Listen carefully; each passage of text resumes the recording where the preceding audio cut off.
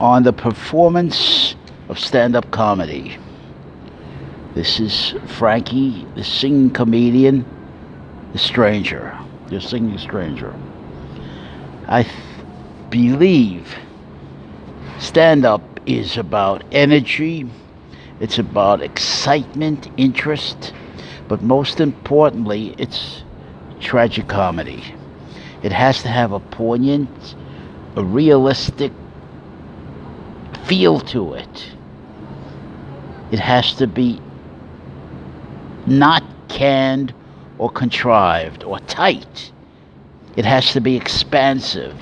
The material has to live a life of its own after the comedian, after the comic is finished. Now, I myself am not a comic per se. I'm not a comedian. I don't have that talent. But I'll get up and make observations. So I do observational comedy. One type of routine I would do is the one on skin bonding with my babes.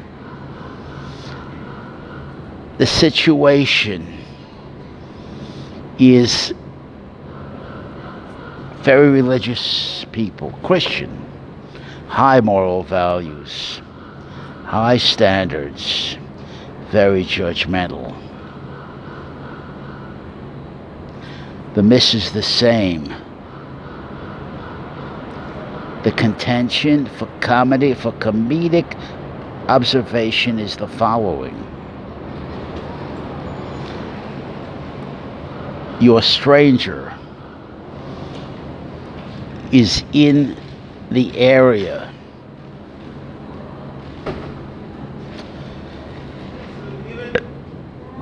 Excuse me.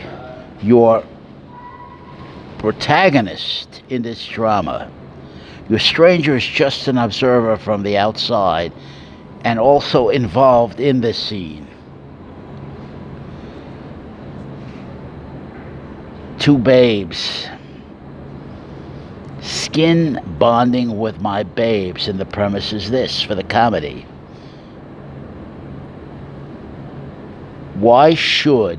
Here's the comedic premise, why should women get to experience bonding in this way with their babes? Why can't men have that same experience? And I says to the protagonist, what do you mean? This is interesting. He said, what you're going to see is something you've never seen before. But you must promise me. I don't want the missus to know about this. Don't mention it to the missus. Don't say anything. We keep it between ourselves. Because, the missus, may not see it the way men like us will see it.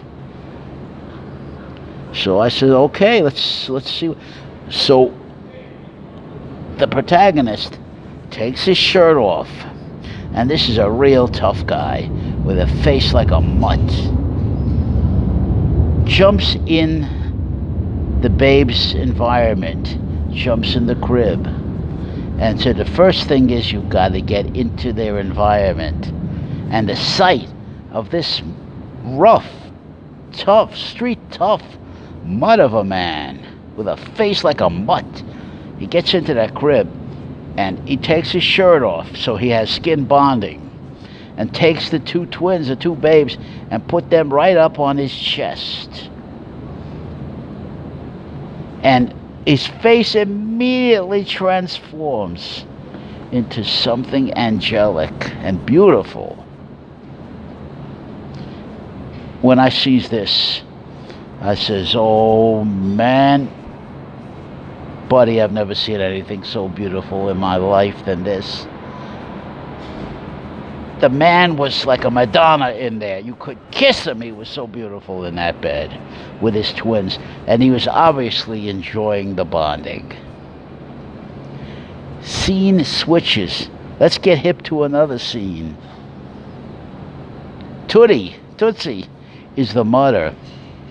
Ethel, the daughter, Yankee Jack is the father. Yankee's an ugly man, brutally ugly man, hideously ugly. The daughter is 16. And the daughter is vying for the love of her father, the affection of her father.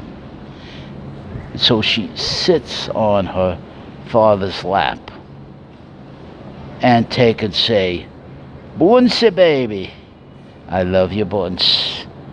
Oh, Bunsi boy, Bunsi baby. That was her nickname for her father. Oh, Bunsi baby, why must you be this way?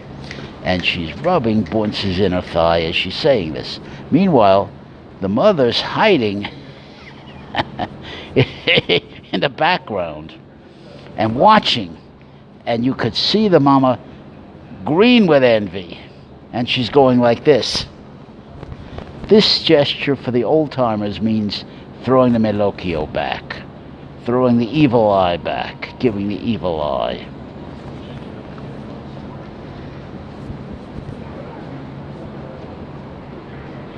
Yankee say, Schmutz, Schmutzgehwerk.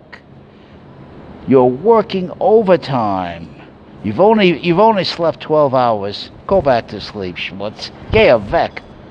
Filth, get away from me. Go back to bed. You're on overtime already. Scene switches. Emma Airhead. Frankie and Big Ben. Frankie's pie in the face. The hero of the piece is the pie in the face. It's a reworking of the old burlesque routine, the great Milton Berle. And Frankie hits the stage first. And he's looking at the house, and he's telling about how much he loves Emma. Emma, please. And he's begging the house, please help me. I'm losing Emma.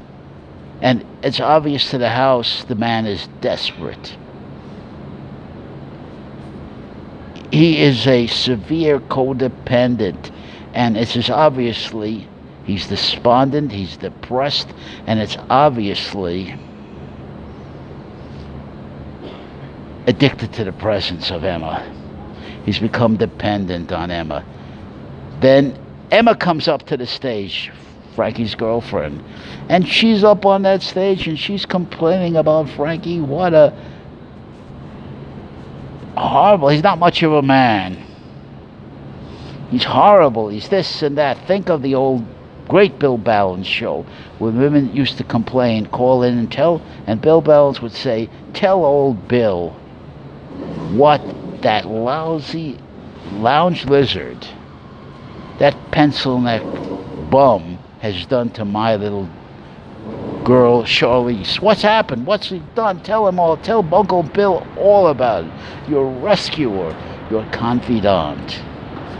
Well, this is how Emma is talking to the house about Frankie. She's complaining and complaining and complaining to the house.